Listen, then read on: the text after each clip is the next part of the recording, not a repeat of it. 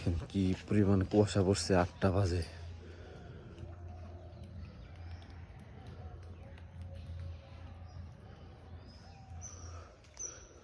So আসসালামু আলাইকুম everyone, আশা করি সবাই ভালো আছেন। আলহামদুলিল্লাহ, আল্লাহর রহমতে আমিও ভালো আছি। তো সকাল সকাল একটা ভাবলাম যে একটা ব্লগ ভিডিও বানাই। সেটা হলো এই যে দেখেন, এই যে চাল নিয়ে যাচ্ছি, চালের গুঁড়া করতে নিয়ে যাচ্ছি আর কি। এটা হলো মিলে, এই পাশে মিজু কাকার মিল আছে, মিলে নিয়ে যাচ্ছি। মানে আব্বু আসছে ভাপা পিঠা বানাবো আর কি, যেটা আমাকে টাঙ্গাইলের ভাষায় ভাপা পিঠা বলে। তো যাইতাছি এখন। কি বলবো, দেখেন পরিবেশটা কত সুন্দর সকালের, আর আমাদের যে গ্রামের রাস্তাগুলোও সুন্দর। তো সব মিলে ভালোই। এই যে বাচ্চু কাকু বাসায় আইসা পড়ছি, এদিক দিয়ে যাইতে হয়। বউ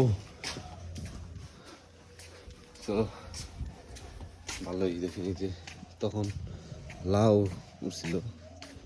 বউ ভালো চাও, শরীর ভালো?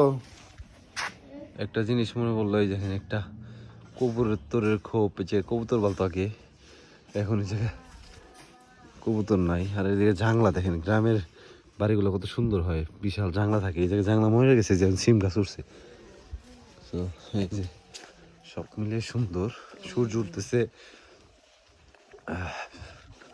এই জায়গায় কতগুলা খেলছি আগে, এদিকে এই জায়গায় ব্যাডমিন্টন খেলছি আমরা, সেই স্মৃতিগুলো মনে পড়তেছে।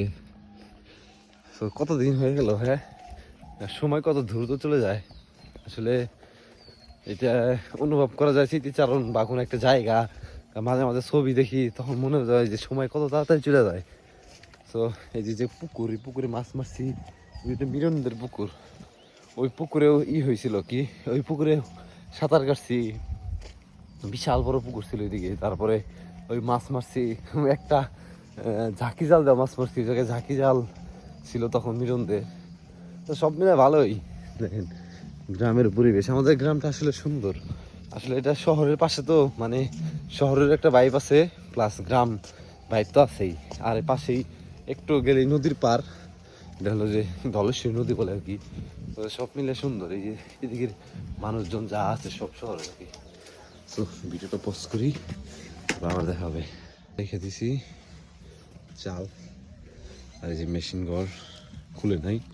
দেখেন এদিকের ভিটা, দেখেন এদিকে পুরো সুন্দর একটা রাস্তা, এদিকে পুকুর, ওইদিকে পুকুর, এদিকে পুকুরে যে মাছ চাষ করে। ওইদিকে কুয়াশার জন্য কিছু বোঝা যাইতেছে না। সব মিলে মাশাআল্লাহ 3 মিনিট ভিডিও বানায় ফেলাইছি। ভাবতেছি ব্লগ ভিডিও বানাবো, কিন্তু আসলে লজ্জা করে, পরিচিত মানুষজন দেখে।